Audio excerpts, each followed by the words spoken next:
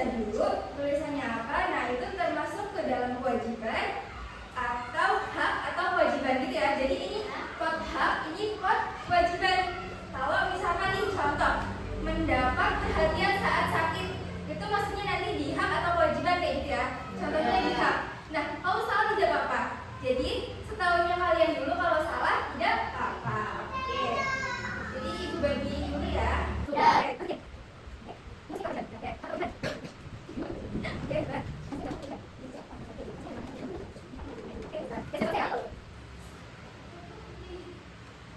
Nah, kenapa sih Bu kita mainan tentang hak dan kewajiban? Karena hari ini kita akan belajar mengenal norma, hak dan kewajiban dalam kehidupan berbangsa dan bernegara. Oke, sebelumnya tadi siapa yang sebelum berangkat itu pamit kepada kedua orang tua? Angkat tangan.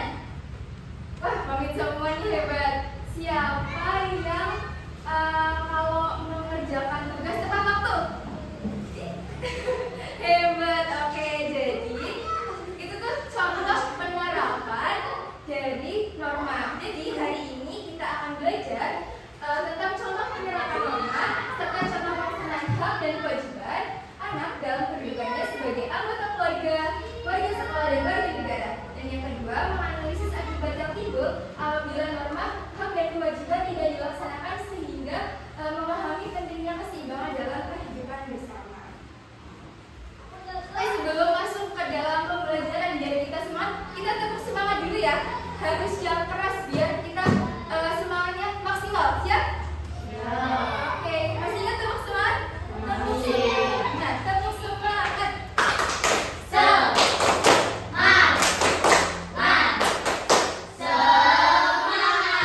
Sekali lagi, tapi harus lebih semangat. Siap? Ya. Tepuk semangat.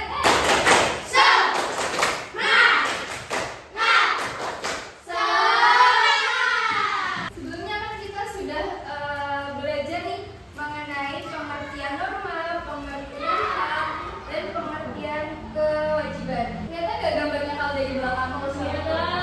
Ada apanya nih? Kalau saya apa? Ada sampahnya. Ada sampahnya.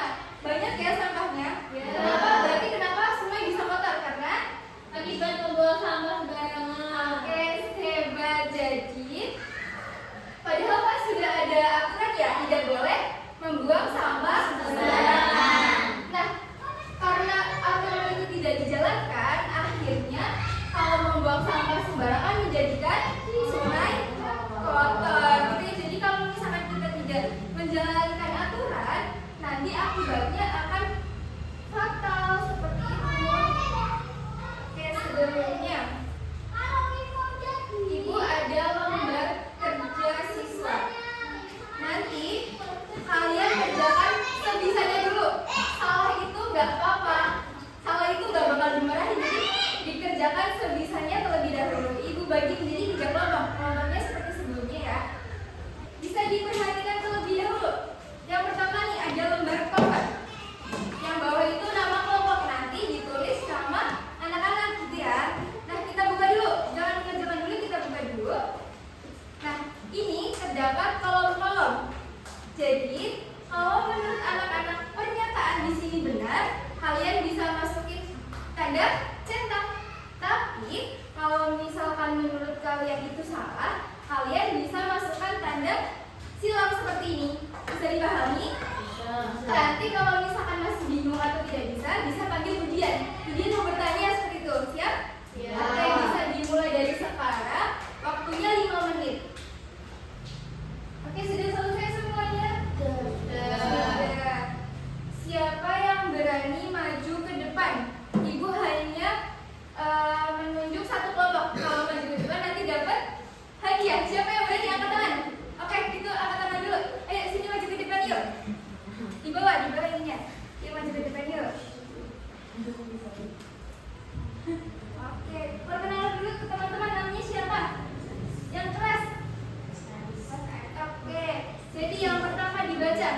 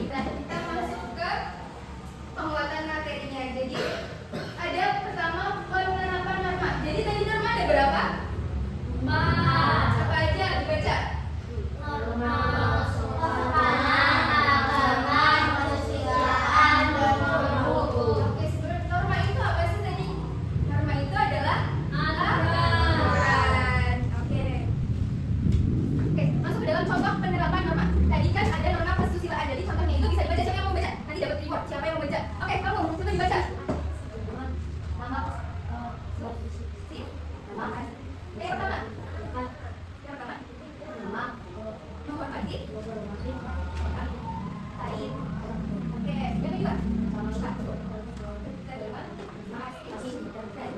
Oke, hebat. Ibu kasih hadiah kalau sudah menjadi akhir.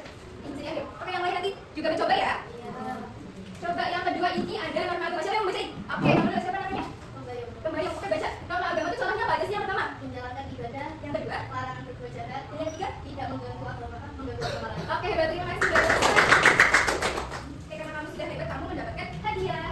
Oke, jadi dari norma kesusilaan ada norma agama ini jelas ya. Kalau norma kesusilaan itu kita harus menghormati orang lain. Nah, kalau norma agama ini kita harus menjalankan ibadah. Kalau misalkan agamanya Islam itu ibadahnya ngapain? Sholat. Jadi harus dilaksanakan. Yang selanjutnya, contoh norma kesopanan. Siapa yang mau baca? Yang tadi belum pernah pakai kamu. Norma kesopanan. Contoh yang pertama. Aturan tentang berkata-kata halus atau kasar. Aturan tentang cara menyapa. Aturan atau tata cara makan bersama dengan jemaah. Oke, beri tepuk tangan. Jadi membaca ibu kasih hadiah. Terima kasih. Jadi kita ulas dulu ya. Nah, dalam norma kesopanan itu ada aturan tentang berkata-kata halus atau kasar. Jadi aturan itu kan ada perintah dan larangan.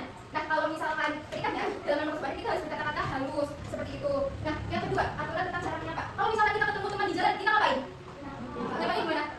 Gitu ya. Jadi gak boleh nih kita ketemu teman di jalan tiba-tiba diam aja kayak gak kenal, itu gak boleh ya.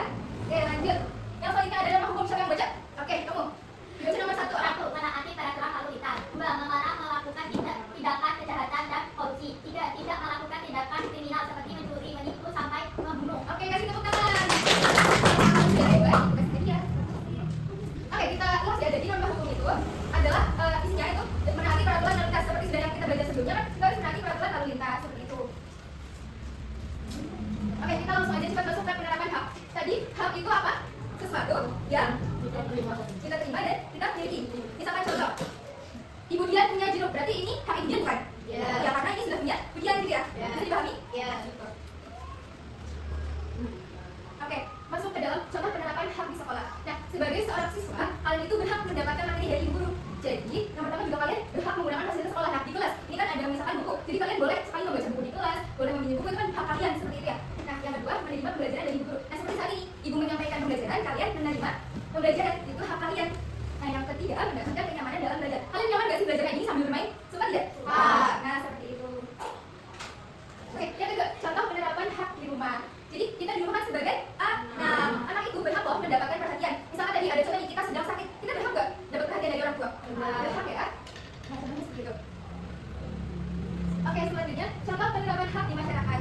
Nah, contoh yang pertama, kita itu sebagai warga negara itu berhak loh untuk bermain dan bersosialisasi. Bersosialisasi itu apa sih Bu? Bersosialisasi misalkan berteman, terus berinteraksi dengan tetangga, itu sudah termasuk bersosialisasi. Kita ngobrol sama teman di rumah, kita ngobrol sama tetangga di rumah, itu sudah termasuk bersosialisasi. Oke, lanjut ke penerapan kewajiban. Tadi kan udah dijelasin ya tentang kewajiban itu apa? Kewajiban itu apa sih? Hal yang harus kita lakukan. Hebat. Jadi kewajiban anak di rumah. Sebagai anak kita tuh harus melakukan apa sih di rumah? Yang pertama, baca bersama-sama. Membantu Orang tua, merapikan tempat tidur, menjaga kebersihan rumah, dan menghormati anggota keluarga. Oke, itu kewajiban di rumah. Siapa yang sudah melakukan tempat tidur tadi pagi? Hebat. Nah, jadi kalian sudah melaksanakan kewajiban di mana? Di rumah. Hebat. Yang selanjutnya, kewajiban anak di sekolah. Berarti kewajiban siswa di sekolah itu apa? Baca bersama-sama. Anak wajib belajar dengan tekun, memahami tata tertib, menjaga kebersihan, menghormati guru, serta bekerja sama dengan teman. Oke, jadi misalkan ibu beri contoh di kelas ini ada sampah, kewajiban kalian ngapain kalau ada sampah?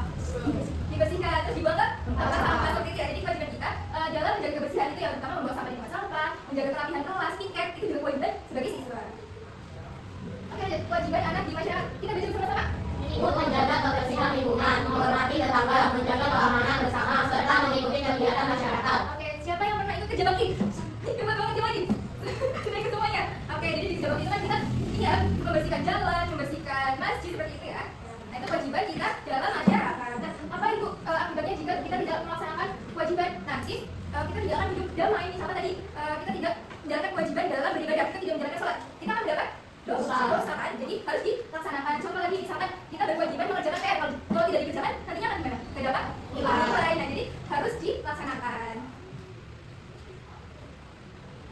Nah, kita ulas lagi, jika memang tidak ditaati, itu tidak akan ada ketertiban. Jadi contohnya misalkan jika ada peraturan lalu lintas tapi kita tidak taat, nanti kan jalannya jadi kacau ya, nggak sesuai. Misalkan kita menerabas lampu merah, itu kan nanti takutnya ada kecelakaan atau ada perjudian jalan seperti itu. Nah, lanjut, jika hak tidak dihormati, misalkan tadi ibu Dian punya jeruk, tapi sama kalian tuh diminta terus gak boleh buat ujian